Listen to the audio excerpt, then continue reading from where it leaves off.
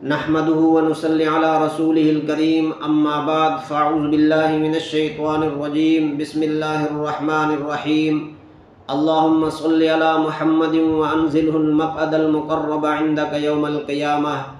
ناظرین کرام، آج کی ہماری دعا کا موضوع کفر سے پناہ مانگنے کی دعا ہے۔ اللہم انی اعوذ بک من الکفر والفقر وعذاب القبر۔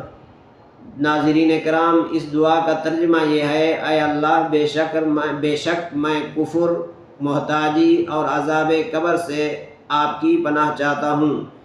تو محترم ناظرین کرام، یہ ایک مختصر سی دعا ہے اور بڑی جامع دعا ہے۔ آپ ہر ایک کو چاہیے کہ اس دعا کو زبانی طور پر یاد کر لیں۔